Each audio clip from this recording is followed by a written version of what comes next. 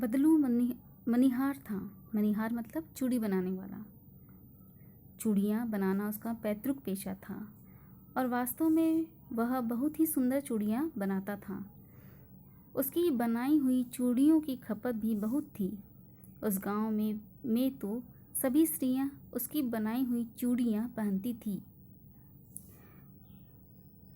आसपास के गांव के लोग भी उससे चूड़ियाँ ले जाते थे। यहाँ मैंने आपको पहले ही बताया था सारांश में कि जब वो चूड़ियाँ बनाता था तो उसके गांव में और गांव के आसपास उसकी चूड़ियों को बहुत पसंद किया जाता था।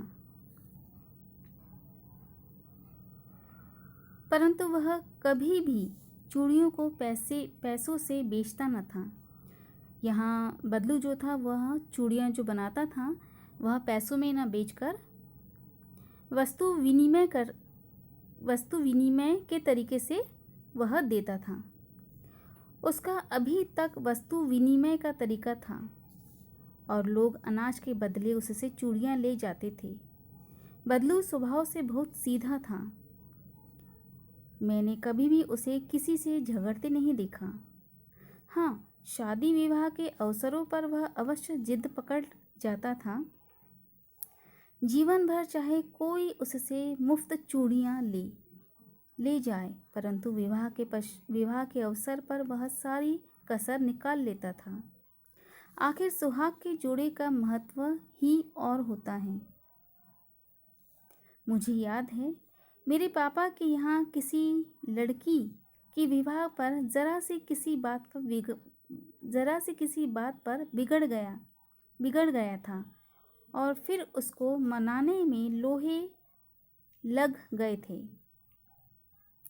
विवाह में इसी जोड़े का मूल्य इतना बढ़ जाता था कि उसके लिए उसकी घरवाली को सारे वस्त्र मिलते, ढेरों अनाज मिलता, उसको अपने लिए पगड़ी मिलती और रुपए जो मिलते सो अलग। यहाँ जो बदलू है वह उसका पैतृक काम था यहाँ चूड़ियाँ बनाना और वह चूड़ियाँ गांव में बहुत पसंद की जाती थी।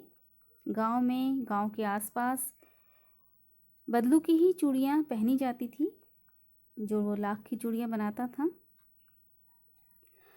वह जो चूड़ियाँ बनाता था उसे बेचता नहीं था। वह वस्तु विनिमय के तरीके से लोग बाग उससे चूड़ियाँ ले जाते थे और उसके बदले चूड़ियों के बदले कुछ अनाज या कुछ चीज़ यह वस्तु दे जाते थे। यहाँ लेखक ये कहते हैं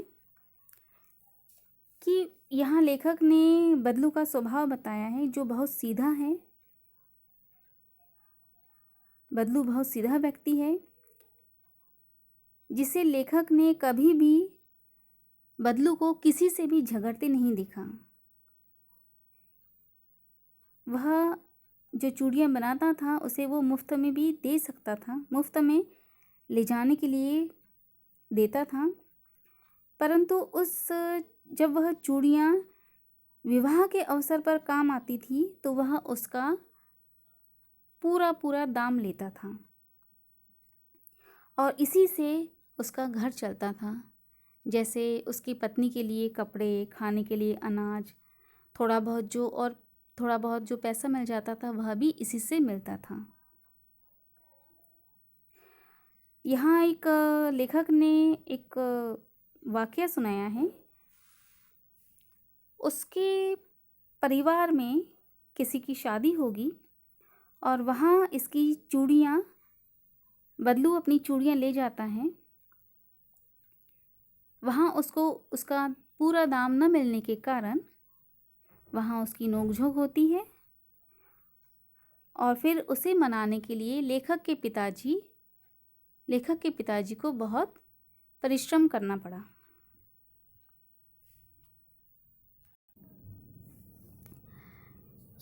यदि संसार में बदलू को किसी बात से चिढ़ थी तो वह थी कांच की चूड़ियों से।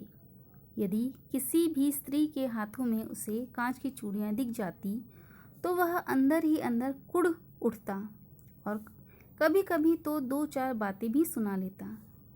बदलू को जो बदलू को अगर किसी बात से चिढ़ थी तो वह थी कांच की चूड़ियों से। वह किसी के भी हाथ में अगर कांच की चूड़ियाँ देखता तो वो बहुत कुढ़ जाता, बहुत परेशान हो जाता, और कभी कभी तो वो बातें भी सुना देता था। मुझसे तो वह घंटों बातें किया करता। यहाँ लेखक ये कहता है कि वह जब छोटा था और अपने गांव जाता था, मामा के गांव जाता था, तब वह उसे लला कहकर पुकारता था। मुझसे तो वह घंटों बातें किया करता, कभी मेरी पढ़ाई के बारे में पूछता, कभी मेरे घर के बारे में, और कभी यूं ही शहर के जीवन के बारे में। मैं उससे कहता कि शहर में सब कांच की चूड़ियाँ पहनते हैं, तो वह उत्तर देता। यहाँ जब लेखक छोटा था और वह बदलू से मिलने जाता था तो बदलू उसे लला कहकर पुकारता था,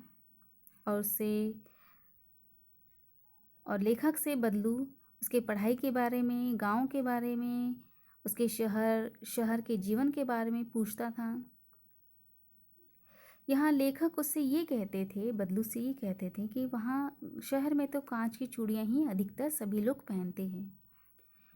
इस बात पर बदलू लेखक को यह उत्तर देता है, शहर की बात और है लला, वहाँ तो सभी कुछ होता है। वहाँ तो औरतें अपनी मर्द का हाथ पकड़कर सड़कों पर घूमती भी है, और फिर उनकी कलाइयाँ नाजुक होती है ना। लाख की चूड़ियाँ पहने तो मोच ना आ जाए। यहाँ बदलू उसे जब लेखक बदलू को शहर के बारे में यह बताता है कि वहाँ तो सभी कांच की चूड़ियाँ पहनते हैं, तो बदलू लेखक को यह बोलता है कि शहर की तो बात ही कुछ और है। वहाँ पर सभी औरतें अपने हस्बैंड का हाथ पकड़ के चलती है, सड़कों पर खुलेआम चलती है, घूमती है, फिरती है, क्योंकि वह नाजुक होती है, इसीलिए कांच की चूड़ियाँ पहनती है। और लाख की चूड़ियाँ यह भारी होती है, इसलिए वो नहीं पहन सकती, क्योंकि वह नाजुक होती है। शहर की औरतें बहुत नाजुक होती है, इसलिए वह कांच की चूड़ियाँ पहनती है। कभी कभी बदलू में अच्छी खासी खातिर भी करता। जिन दिनों उसकी गाय के दूध होता, वह सदा मेरे लिए मलाई बचाकर रखता। और आम की फसल में यहाँ बदलू ये कहता है कि कभी कभी यहाँ लेखक यह कहते हैं कि कभी कभी जब वह बदलू के घर जाता था तो वह बहुत खातिरदारी करता था। वह उस लेखक के लिए गाय का दूध उसे पीने के लिए देता था, मलाई देता था खाने के लिए। आम की फसल जब आती थी तो आम भी देता था उसे खाने के लिए।